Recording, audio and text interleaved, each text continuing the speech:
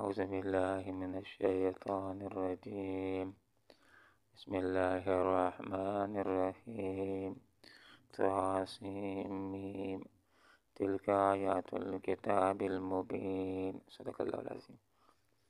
سبحانك لا علم لنا إلا ما علمتنا إنك أنت العليم الحكيم. طاسيم تلك آیات الکتاب، کتاب کی المبین جو واضح ہے۔ سورہ قصص کا آغاز حروف مقطعات سے ہوتا ہے۔ ان حروف کو حروف مقطعات اس لیے کہا جاتا ہے کہ ہر حرف کو جدا جدا کر کے کاٹ کر کے پڑھا جاتا ہے۔ ان کا مطلب اور ان کا مفہوم کیا ہے، اللہ اس کا رسول ہی جانتے ہیں، لیکن ان کا کوئی نہ کوئی مطلب ہوتا ضرور ہے کہ وہ کفار جنہوں نے قرآن کے اوپر بڑے اعتراضات کیے کہ یہ کیسا اللہ رب العالمین کا کلام ہے کہ اس میں مچھر کی، مکھی کی، عنکبوت کی مثالیں دی گئیں، لیکن کبھی یہ اعتراض نہیں کیا کہ یہ کیسا کلام ہے کہ اس میں الف لام میم طاسیم میم جیسے بے معنی حروف آ گئے۔ گویا کہ ان کو بھی یہ بات معلوم تھی، عربی زبان کا یہ اسلوب ہے، ان کا کوئی نہ کوئی مطلب ہے، اور وہ کیا ہے واللہ اور اس کا رسول ہی بہتر جانتے ہیں۔ اس لیے علماء مفسرین حضرات ان کے ذیل میں یہی بات ذکر کر دیتے ہیں، اللہ اعلم بمرادہ، ان کی حقیقی مراد کیا ہوتی ہے یہ اللہ رب العالمین ہی جانتا ہے۔ بہرحال ان کا کوئی نہ کوئی مطلب ہوتا ضرور ہے۔ حضرت ابوبکر صدیق رضی اللہ عنہ ارشاد فرمایا کرتے تھے کہ یہ اللہ اور اس کے رسول کے درمیان راز و نیاز کی باتیں ہوتی ہیں۔ طاسیم تلک آیات الکتاب، کتاب کی، ایک ایسی کتاب کی المبین جو واضح ہے، صاف ستھری ہے، اپنے مدعا کو واضح طور پر بیان کرتی ہے۔ اس کا کوئی حکم ایسا نہیں، اس کا کوئی قانون ایسا نہیں کہ کوئی انسان سمجھنا چاہے اور اس کو سمجھ نہ سکے، سمجھ سے بالا تر ہو، ایسی بات نہیں ہے۔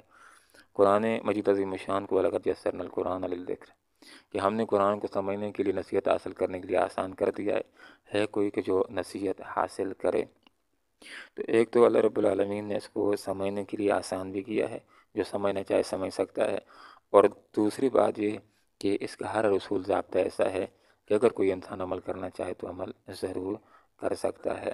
جہاد کا حکم ہو یا کوئی اور حکم ہو، جیسے کہ فلسطین کے اندر غزہ کے مسلمان اس حکم کے اوپر عمل کر رہے ہیں اس دور کے اندر کہ جس میں جہاد کا نام لینا بھی مشکل ہے، اور لوگوں نے جہاد کو دہشت گردی قرار دینے کی کوشش کی، ظالموں کافروں نے، لیکن اس دور کے اندر بھی کچھ اللہ والے ایسے ہیں کہ جو اللہ رب العالمین کے راستے کے اندر جہاد کر رہے ہیں، قتال کر رہے ہیں، اور وہی کر رہے ہیں کہ جیسے کیا تھا صحابہ کرام رضوان اللہ تعالیٰ علیہم اجمعین نے، بدر کے اندر کیا تھا، احد کے اندر کیا تھا۔ 400 سے زائد ایسی آیات ہیں جس میں قتال و جہاد کی بات ہے۔ آپ صلی اللہ علیہ وسلم کی بہت ساری احادیث ہیں جہاد و قتال کے حوالے سے۔ آپ صلی اللہ علیہ وسلم نے اپنی حیات کے اندر 57 سرائے بھیجے تھے جنہوں نے جا کر کے جہاد کیا تھا۔ 27 ایسے موقع تھے جس میں آپ صلی اللہ علیہ وسلم خود بھی شریک ہوئے تھے۔ تو یہاں پر یہ بات ذکر ہو رہی ہے کہ جو قرآن ہے، اس کی جو آیات ہیں، ان کو سمجھنا بھی آسان ہے اور ان کے اوپر عمل کرنا بھی ممکن ہے۔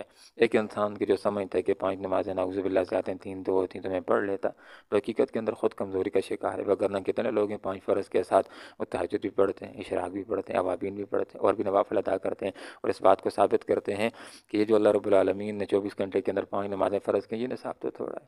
کتنے لوگ ہیں جو 2.5% کے کروڑوں صدقات دے کر اس بات کو ثابت کرتے ہیں کہ 100 میں سے 2.5 اللہ کے راستے میں دے دو، 97 خود اپنے پاس رکھو، اس کو استعمال کرو۔ یہ نصاب تو اللہ نے بہت ہلکا رکھا ہے۔ کتنے لوگ ہیں کروڑوں اللہ رب العالمین کے راستے میں زکوٰۃ سے علاوہ بھی ادا کرتے ہیں، اس بات کو ثابت کرتے ہیں کہ یہ جو نصاب ہے یہ تو اتنا مشکل نہیں، جو زکوٰۃ نہیں دیتا تو وہ نفس کی کمزوری کا شکار ہے۔ تو اللہ رب العالمین نے صاحب استطاعت لوگوں کی پر زندگی کے اندر ایک حج کو لازم اور فرض کیا ہے۔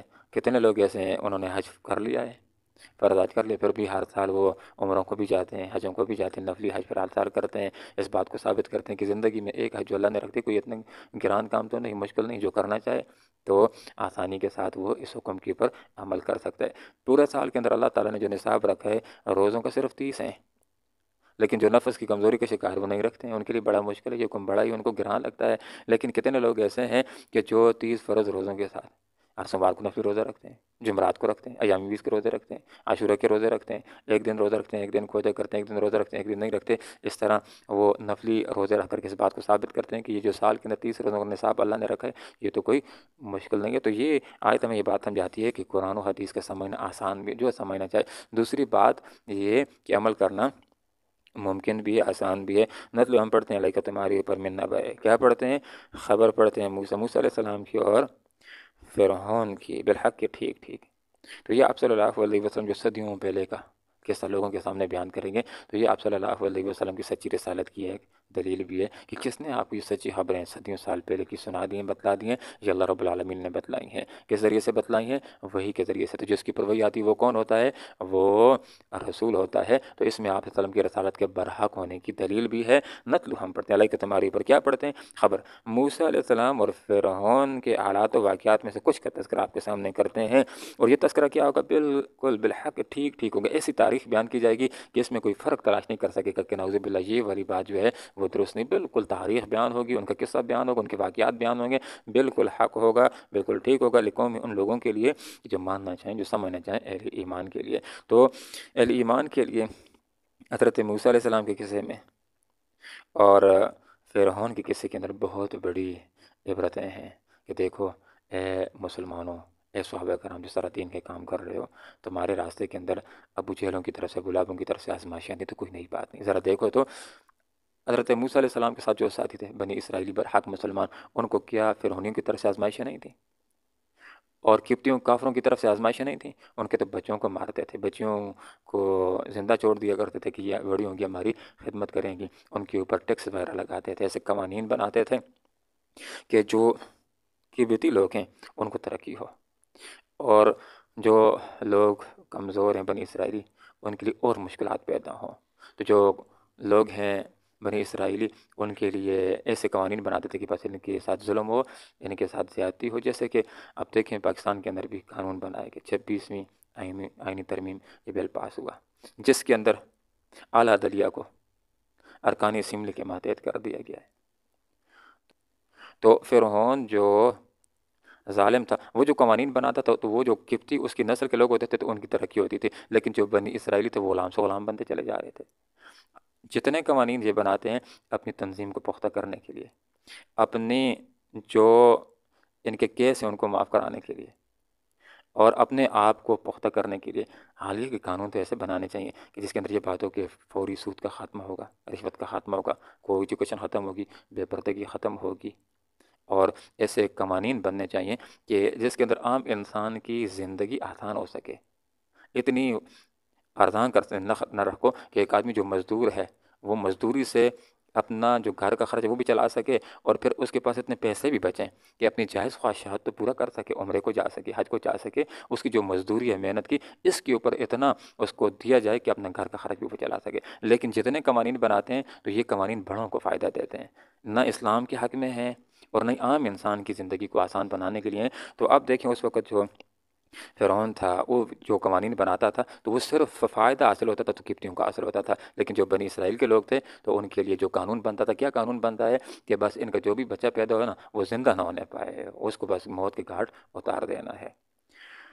طاسیم تلک جی آیات الکتاب، ایسی کتاب کے المبین جو بالکل واضح ہے۔ نتلو ہم پڑھتے ہیں لکہ تمہاری اوپر من نبأ خبر موسیٰ، حضرت موسیٰ علیہ السلام کی فرعون اور فرعون کی بالحق بالکل ٹھیک ٹھیک، لقوم لوگوں کے لیے یؤمنون جو ایمان رکھتے ہیں۔ اللہم ربنا آتنا فی الدنیا حسنہ وفی الآخرۃ حسنہ وقنا عذاب النار برحمتک یا ارحم الراحمین۔